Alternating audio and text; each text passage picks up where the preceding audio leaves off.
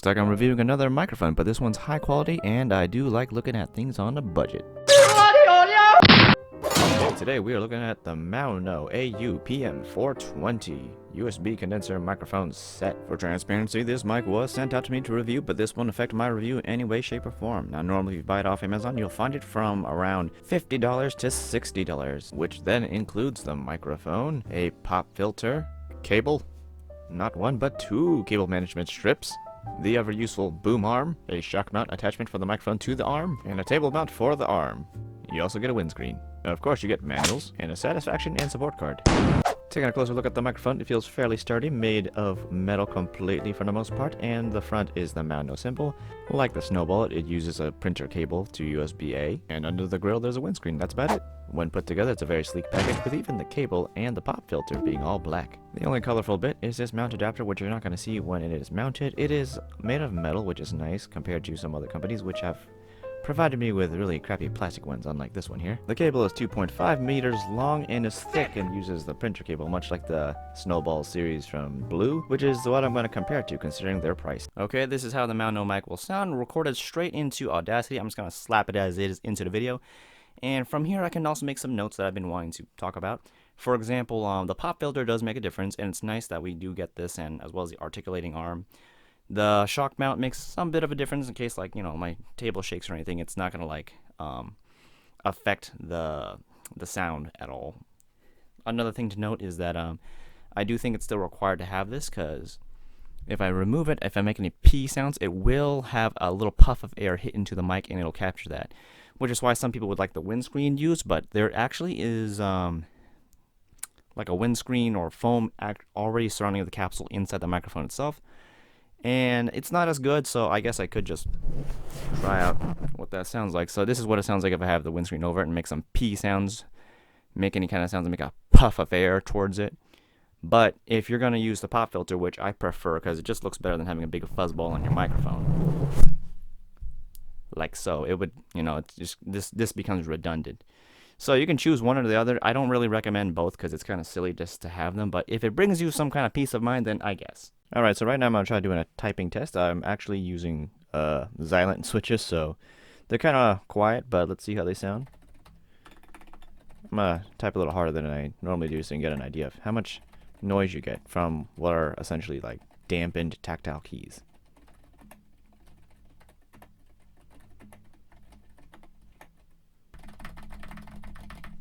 What if I click? How's that sound? And that's how it's going to sound. Alright, this is the sound of the Blue Snowball in comparison to the Maono that we're reviewing today. As you can tell, it doesn't sound that bad, though the quality isn't quite as up there with it. And you're paying essentially the same price, so you're getting a lower quality sound for about the same price. You also don't get a table mount. But if you don't have a table that can use a table mount, I guess this table stand will work better. Another thing I should note about the Blue microphone is that you actually have a windscreen built into the microphone itself. It's not quite the same as a pop filter, but it will decrease the probability of your P sounds hitting your capsule a little too hard. For comparison's sake, I'm actually going to compare the microphones all to the Blue Yeti that we all know and love. And something interesting I should point out is that it actually records at a lower sample rate of 16-bit, whereas the Maono microphone records at a 24-bit sampling rate, which is pretty interesting because it's cheaper, but it records at a higher quality level, which I find kind of interesting just as a product. But something I think everyone has noticed from watching right now is that the difference in quality that you actually can perceive is it's pretty minimal.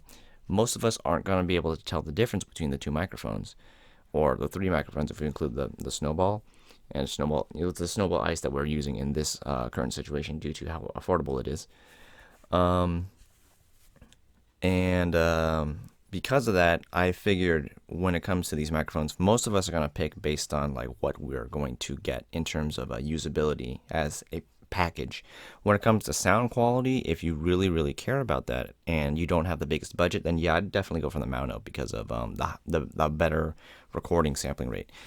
And when it comes to most of us, we're just not going to be able to tell the difference between sound quality.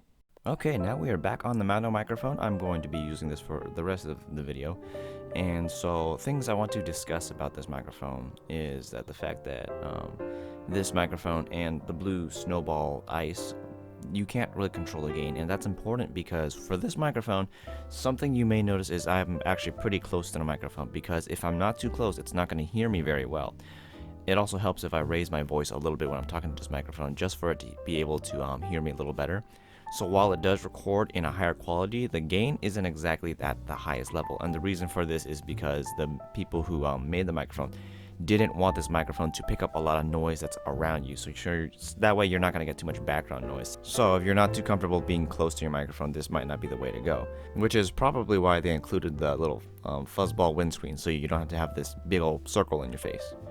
Now it starts to make a little more sense. See, now I'm looking for it, but I threw it somewhere because I thought it was... Oh, there it is. Okay, now see, that's a little bit more comfortable for me to talk into now, so I guess the little fuzzball makes a lot more sense compared to the pop filter in this kind of situation, just because of the low sensitivity of this microphone. And this honestly isn't so bad, especially if I'm like looking off to the corner, say this way, say my screen is here. I'm not going to notice the microphone that much, and it's still recording my voice. Also, because I'm facing diagonally away from it, my popping sounds never really hit it. So maybe I don't even need this if I'm not looking at it directly and my wind isn't hitting it. Okay, so do I recommend this microphone? The answer is kind of, honestly, it's pretty good.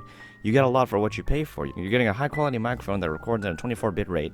You're getting a desk mount arm, which is super useful for just having it ready at all times, and when you need it, and when you don't need it, you just stow it away. You get a windscreen. The microphone already has a windscreen in it, which is definitely a plus. You get a pop filter in case you are more inclined to use that. What you don't get is you don't get a gain knob, so you're going to have to think about how important that is to you in case you want to not be so close to the microphone. Another thing to note is if you want to monitor your own voice while recording, this thing doesn't have a headphone jack for you. There's only one jack, and that's just so the mic can work. It's plug and play, which is nice, but I should note that that's pretty much all there is when it comes to plugs on this microphone. Overall, this is a high quality microphone package for those on a budget. Those who probably want to look towards this microphone are those who want really high quality audio recording, so maybe those who are doing podcasts as well as recording for video voiceovers and whatnot. When it comes to streamers, you might want it too, especially if you're a very loud person, but if you're a little bit more on the quieter side, this might not be the one for you.